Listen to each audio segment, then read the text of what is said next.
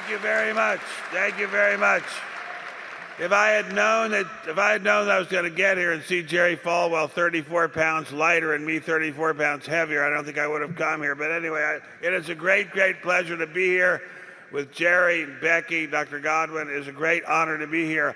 I love Liberty University. Those of you who are old enough to remember the Rolling Stones and who remember a wonderful song by the Rolling Stones called Gimme Shelter will know the feeling I had last night. For some reason, I was looking out the window of my hotel room at a big, big sign on a building saying Liberty University, and I said to my wife, I feel as if we're sheltered, like in Gimme Shelter by the Rolling Stones. And my wife said to me, sleep well, knowing that you are so blessed as to be near Liberty University, and that is how I feel. And this morning, I got up and I was awakened, actually, before my alarm clock rang by a call from my sister. My sister is 3 years older than I am, but looks a lot younger because she hasn't worked since 1963. And she travels all over the world. She was calling me from Rome. She said, I'm here in Rome, and she doesn't care what time it is for me. But anyway, and she said, I'm going to go shopping on the Via Condati this morning. I'm going to go walk around the Spanish Steps. I'm going to go to a museum, and then I'm going to have lunch at such and such a restaurant that she read about in the New York Times. And then I'm going to go work out at the gym, and then I'm going to go have a massage or something at the gym, and then we're going to have dinner at some other fancy restaurant, she and her husband. What are you going to do today, Benji? By which she meant, what are you going to do, my fat, worthless blob of a brother? And I said to her, you know what I'm going to do today, Rachel? I just looked out the window of my Hilton Garden Inn in Lynchburg, Virginia, and I saw a construction truck with an American flag on it, and I realized that one more day I was privileged to wake up in the United States of America, and I'm going to get on my knees and thank God for being here. And that's how I'm going to spend my morning. Now, I know we all have places to go today, so I'm going to make this speech short and sweet. This is a country whose greatness cannot be measured. It is an incredible country. Even in my lifetime, we have made fantastic, incredible progress in this country since I was born in November of 1944. We have made incredible progress in civil rights. This country is a totally different country from the segregated, racially restricted country it was in when I was born in 1944. The prosperity in this country, even though we've been through a very bad last 10 years and particularly bad last 4 years, has been phenomenal. The incredible wealth of this country is just beyond belief. The fact that the ordinary person like me, not a superstar of discipline like Jerry or like Becky, has to worry more about too much food than too little food is proof of that. We have legal protection beyond what anyone could have imagined in 1944. We have had an amazing run. This world has had nuclear weapons on both sides of the ideological divide now since 1949, and yet there has been no nuclear war. That has been an achievement beyond measure. Everyone my age, and there are very few of us in this room, possibly Dr. Godwin might be 10 years younger, but I'm not sure, knows that many of us grew up expecting to be vaporized by nuclear bombs at any time. God's blessing has been upon mankind, and we have not seen that happen. We have had the progress, I think. I know I'm in Lynchburg, and I say this with a full heart. I just came here from Greenville, South Carolina.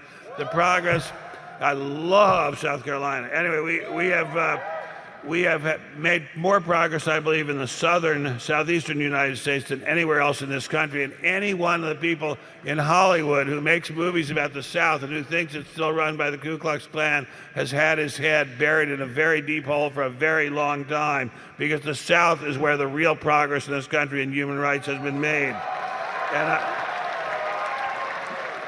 But we do have great problems in this country. We have an economic crisis, which is ongoing, caused by gross misconduct on Wall Street and very, very poor government regulation. And this was done by both the Republicans and the Democrats. Please, please, please don't let any politician tell you that this was the fault of any one party. Both parties had an enormous hand in it. And it's an amazing thing.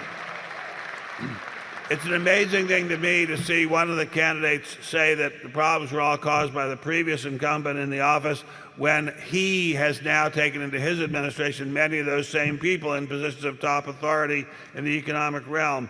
But we're recovering little by little.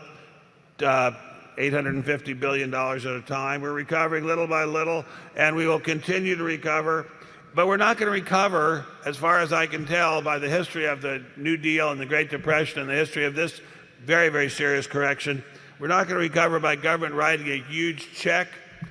What's interesting, this morning I saw President Obama, when he was a candidate, thank you, I beg your pardon, when he was a candidate in 2008, saying we've had a lot of spending and has put on a credit card of the Bank of China.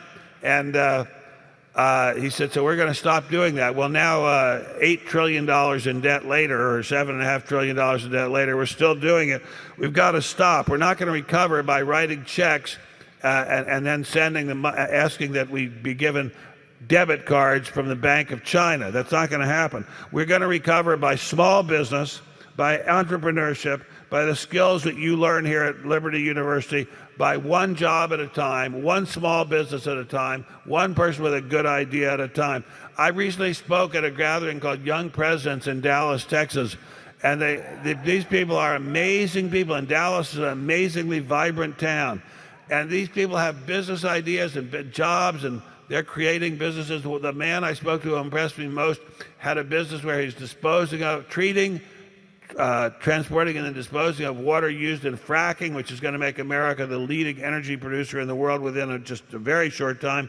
And he's doubling his employees every month. That's how the recession is going to end. It's going to end one job at a time, one small business at a time, one genius or heart. Doesn't have to be a genius. The magic sauce, the secret sauce that you no longer get in your cheeseburgers, Jerry. The secret sauce is not genius. The secret sauce is hard work. But we don't need government subsidies. We don't need huge government stimulus. We need government to get out of the way. That's what we need.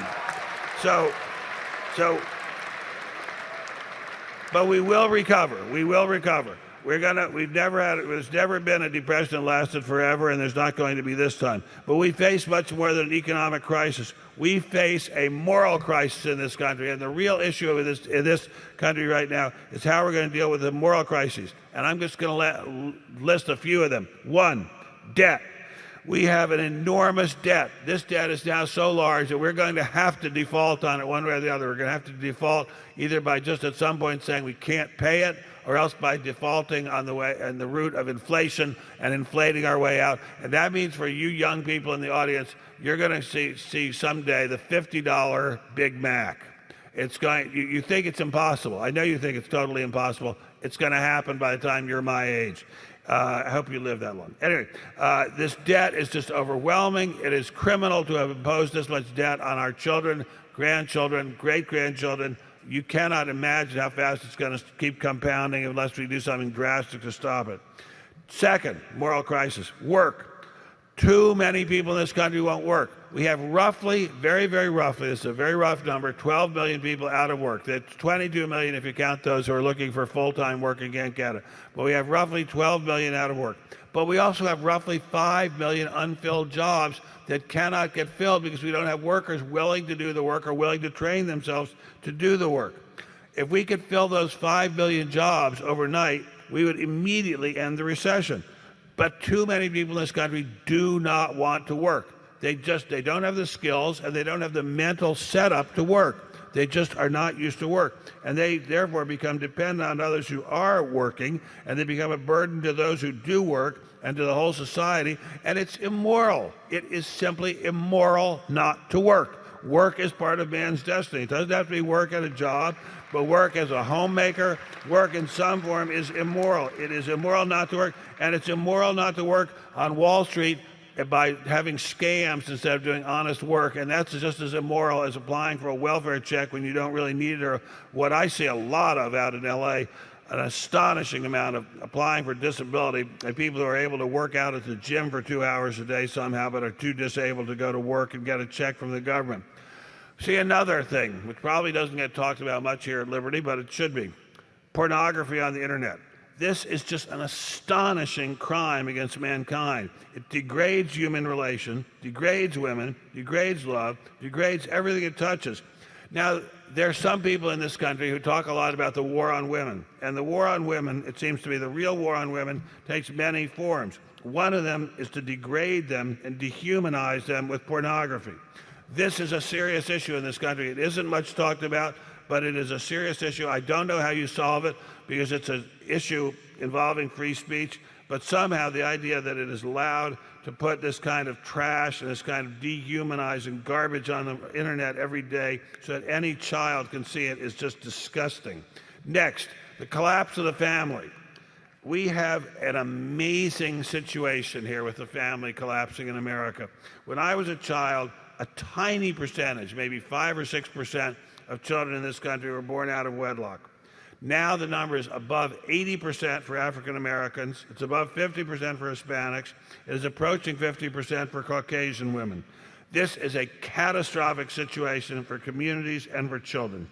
The data is absolutely clear-cut, could not be more clear-cut, that the family with the nuclear family, mother and father, is essential for the development of the child. Now, obviously, there are going to be some exceptions, but the basic concept laid down in all historical texts, including the Bible, that there should be a mother and a father in the family, that is basic. And when you take that away, there's going to be some stunting of the human personality.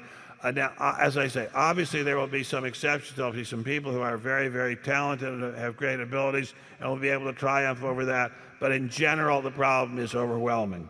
We have another problem. And by the way, I don't understand how that happens. I really do not understand how it happens that a man can impregnate a woman and just leave her. I just cannot understand that level of indiscipline and irresponsibility. It's just not something that would have been tolerated when I was a child, and why it's tolerated now, I'm not sure, but it is an ongoing disgrace. And speaking of ongoing disgraces, I think I can speak about this here at Liberty because we don't have a problem with this here at Liberty. The collapse of education. This has been an amazing phenomenon.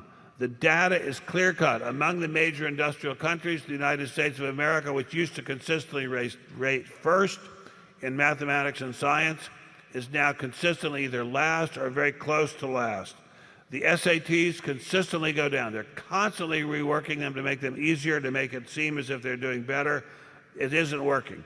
The American College Testing Service reports that only 1/4 of high school seniors are capable of doing C-level work in college, and as many of you know, C stands for chronic. And the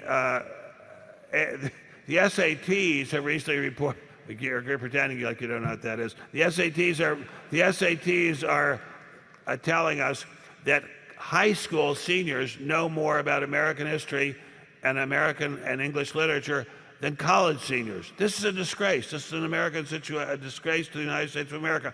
I saw it recently. I have a long story that I've told Jerry and Becky many times about it, but I won't tell you that long story. But just recently I was talking to some high school teachers. One of them came up to me with a story. He said he'd been trying to tell his students about the origins of World War II. And he tried to talk to them about Pearl Harbor, and they all looked at him blankly. And so finally he said to them, well, do you know what Pearl Harbor was? And one of them said, is it a jewelry store at the Huntington Beach Mall?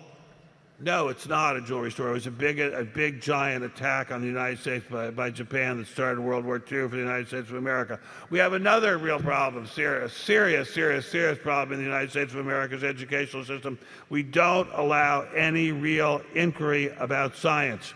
I saw this firsthand when we made the movie Expelled. We ran into a buzzsaw. We asked some very obvious questions. If Darwinism explains where life came from, where did life originate? If it didn't originate by intelligent design, by the hand of the creator, where did it come from? Well, it might have started from crystals, from little dust on the backs of crystals. Well, how would that happen? Well, we're not sure, but it might have happened on the backs of crystals.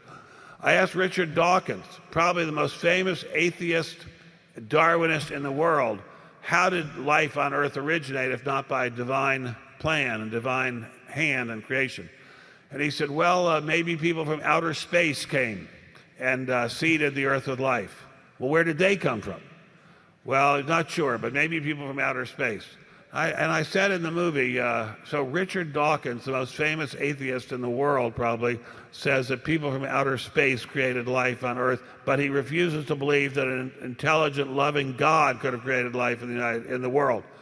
Well, this is when we made this movie, and then by the way, we asked other questions, like we asked if it all happened by accident, where did the laws of gravity come from? How can you get a law of gravity by accident? How can you get the laws of thermodynamics by accident? How can you get the laws of motion by accident? How can that happen? How can you get a series of physical laws that govern the universe by accident? No one's allowed to answer the question. And if you are a university professor at someplace other than Liberty, and if you even ask the question, you get fired. You don't just get politely asked to reconsider, you get fired.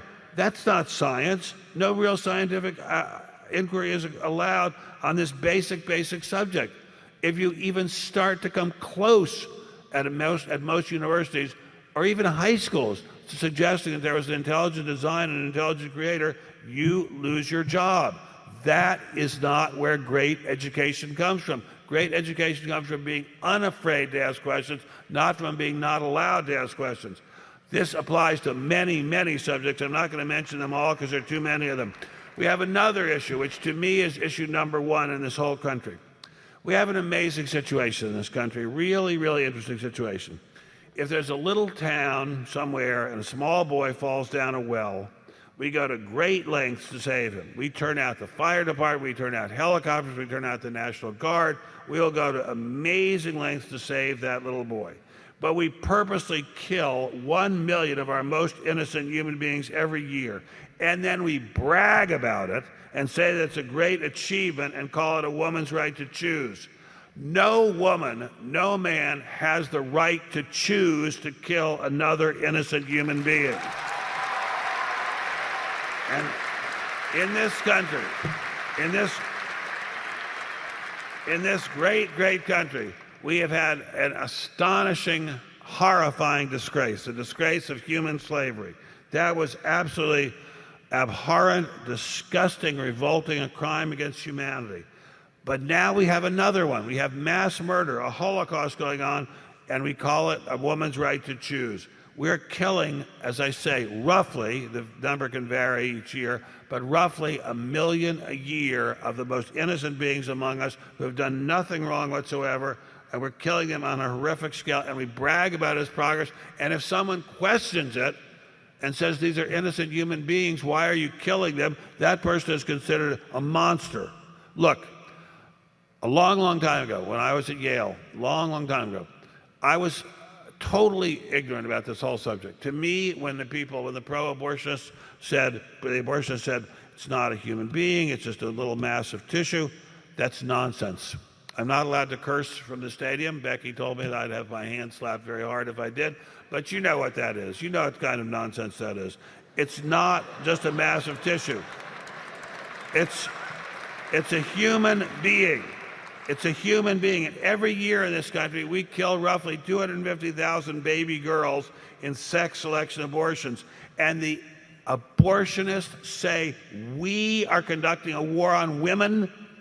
We are trying to save those women's lives. We're not conducting a war on women. We're trying to save their lives. The war on women is the war of killing them in sex selection abortions, degrading women in pornography, knocking them up and leaving them with babies and no means of support except welfare or crime. That's the war on women. What does it all come down to? Well, it comes down to something, it seems to me, pretty simple. Behaving decently towards our fellow human beings as God commands us to do. And as it all comes down to doing a certain kind of work to make a better world and work to be better friends and neighbors and family members and parents and children. Very important, your parents have feelings too. Better children, and to follow God's word for us to love and honor God and obey his commands to love one another. We're going to do it. We're going to do it. Part of our work today is to do it, and part of our work as responsible citizens is to vote. We're going to do it by work. We're going to do it because we're going to ask God to work for us. But we can have it in our hearts, and we must have it in our hearts, that he can only do that kind of work for us if we realize that here on earth, God's work is our work. Thank you very much, ladies and gentlemen. Thank you very much. Thank you very much. Thank you very much. Thank you very much. Thank you. I'd be happy to take Ben would like to take a few questions, so if anybody's got anything they want to... Do we have a microphone? Right over here. I'll see it. Okay, anybody brave enough to ask a question? Here's your chance. All right. Just because of the current inflation of the dollar spends right now about 45 cents what it would normally have spent. How do you propose we solve the inflation? We haven't seen anything in the way of inflation compared to what it's going to be. I mean, we've had an astonishing situation in this country. To fight the recession, the Federal Reserve has created paper money on a scale that's never been seen before in the history of mankind. We had roughly $5 trillion in circulation when Mr. Bush left office. We now have something like $11 trillion in circulation. When the velocity of that money starts picking up, the inflation is going to be fantastic. I'll just tell you, generally speaking, money creation creates inflation. There's going to be a fantastic, breathtaking inflation sometime in your lifetime, young man. Be prepared. Yes, sir. What do you think of auditing the Federal Reserve? I love the Federal Reserve, but I wish they had people in it who are more concerned about inflation and less concerned about pleasing the president. Yes. Can you say Bueller?